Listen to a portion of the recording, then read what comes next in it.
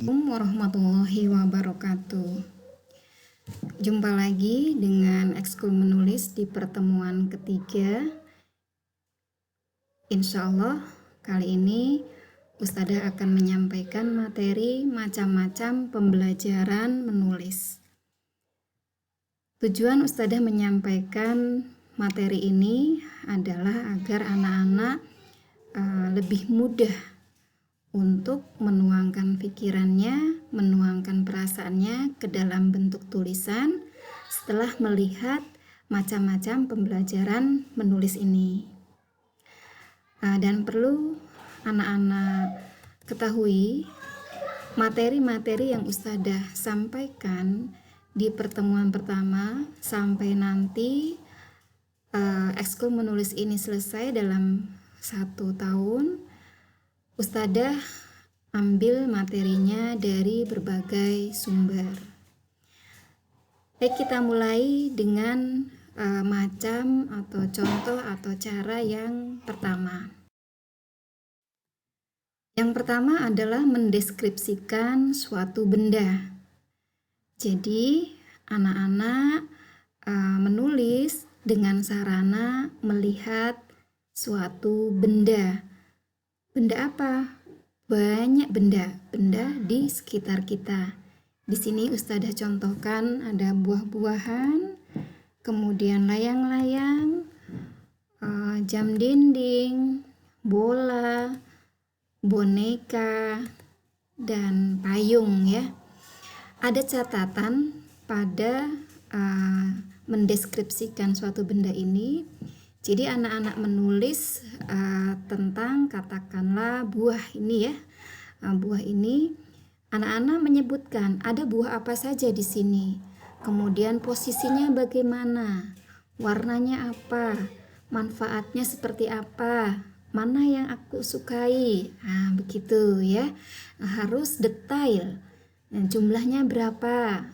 Kemudian misalnya layang-layang. Layang-layang ini posisinya seperti apa? Kemudian cara membuatnya bagaimana? Mengapa bisa terbang? Begitu ya. Dan demikian juga dengan jam, bola, boneka, dan payung. Mengapa harus detail? Karena agar pembaca bisa paham tulisan yang kita maksudkan. Dengan cara menulis surat. Menulis surat ini macamnya juga ada banyak ya. Ustadzah contohkan beberapa saja. Surat untuk keluarga, guru, teman, pemimpin, dan lain-lain. Kemudian ada surat untuk melamar pekerjaan. Juga ada surat edaran dari sekolah dan banyak lagi ya. Ciri menulis surat ini salah satunya adalah diberi tanggal. Ada tanggalnya ya, bisa di sisi kanan atau di sisi kiri, atas kanan maksudnya ya, atas kanan atas kiri sebelum kita menuliskan di situ. Kemudian ditujukan kepada siapa? Misalnya kepada ayah bunda yang aku sayangi di tempat, misalnya seperti itu, dan yang lainnya ya. Kalau untuk surat melamar pekerjaan tentunya kepada pemimpin yang dituju, misalnya kepada pimpinan SD Alam Ar-Rahmah di tempat, misalnya begitu. Surat edaran ini dari sekolah begitu ya, dari satu lembaga kepada siapa? Kepada kalau ke sekolah berarti kepada orang tua begitu. Itu. Kemudian satu lagi, setelah surat itu ditulis, biasanya di bawah diberi tanda tangan dan nama jelas begitu ya, hormat kami, hormat saya, atau bisa kata-katanya Ananda yang selalu menyayangi bunda, terus tanda tangan seperti itu. Masuk pada contoh yang berikutnya, meringkas cerita yang didengar. Masya Allah, kita sering sekali mendengar cerita. Dari mana? Dari keluarga. Biasanya ketika kumpul kita dengan keluarga, banyak cerita. Atau ada di antara anak-anak anak yang kedua orang tuanya atau bergantian masih istiqomah diberi cerita sebelum tidur, atau diberi cerita ketika ada halakoh di rumahnya, ba'da sholat maghrib atau ba'da sholat isya, begitu ya. Atau misalnya ada saudara kalian yang datang, nenek, kakek, paman, bibi, ponakan, begitu. Biasa kan kita sering cerita ya. Nah itu bisa anak-anak tuangkan dalam tulisan. Nah, begitu juga mendengar cerita dari teman. Asik sekali nih kalau kita bertemu dengan teman, apalagi dalam kondisi sekarang kita jarang bertemu, begitu ya. Nanti sekalinya ketemu rasanya gimana gitu, saling bercerita. Nah, silahkan tuangkan, itu akan lebih mudah ya, lebih mudah. Kemudian cerita dari guru, cerita dari radio atau cerita dari TV dan lain-lain. Nah, ini adalah sarana-sarana kita untuk memudahkan kita bisa menulis cerita. Menuliskan suatu peristiwa sederhana. Kalau berbicara peristiwa, biasanya kita itu yang ada di pikiran kita adalah memperingati. Memperingati apa? Ustazah kasih contoh beberapa saja. Memperingati hari besar Islam, kemudian memperingati hari besar nasional, kemudian memperingati acara keluarga, dan lain-lain. Apa yang diceritakan, apa yang dituliskan, bisa jadi misalnya di peringatan hari besar Islam kemarin Maulid Nabi misalnya, begitu ya. Apa yang akan anak-anak ceritakan? Oh, kemarin diminta ustadzah anak-anak SD Alam Ar-Rahmah untuk mendengarkan cerita di YouTube, cerita kisah Nabi Muhammad di YouTube, begitu. Itu diceritakan. Misalnya hari besar nasional 17 Agustus, oh di daerahku ada lomba-lomba. Nah, itu sebagai bahan tulisan, sebagai bahan cerita. Ingat, salah satu yang harus dimiliki penulis adalah peka ya, peka melihat situasi, melihat kondisi, untuk menuliskan apa yang dilihatnya, apa yang dirasakannya, apa yang difikirkannya. Berikutnya menceritakan pengalaman menarik. Ini pada sebuah peristiwa ada saja pasti pengalaman itu menarik ya. Di mana? Misalnya di pengalaman ketika jambore, kemudian pengalaman ketika bermain layang-layang, pengalaman ketika ikut lomba, pengalaman ketika pergi ke rumah nenek, pengalaman ketika outing, pengalaman ketika student day, dan lain-lain. Nah, bisa jadi ketika anak-anak melihat dari pengalaman ini, itu ada yang pengalaman baik, ada yang pengalaman buruk yang dilihatnya, begitu ya.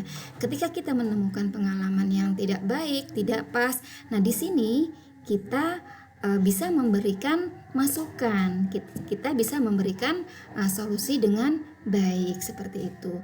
Misalnya ketika ikut lomba, begitu, ternyata kita menemukan ada kecurangan. Nah, nanti di akhir atau di tengah anak-anak bisa menyampaikan pesan bahwa kecurangan itu tidak baik, begitu, dan yang lainnya.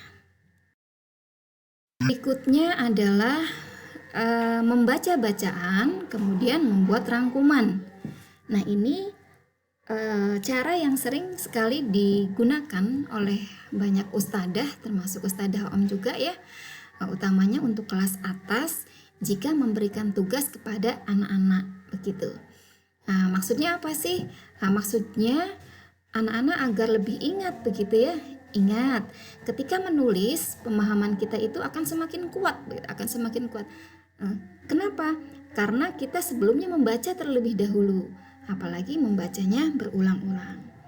Merangkum itu, merangkum apa? Ya merangkum buku cerita misalnya ya, merangkum buku pelajaran, kemudian merangkum apa yang kita baca di berita koran atau majalah seperti itu. Sekali lagi caranya merangkum itu anak-anak membaca berulang kali. Membaca berulang kali itu lebih baik ya sampai paham baru menuliskan.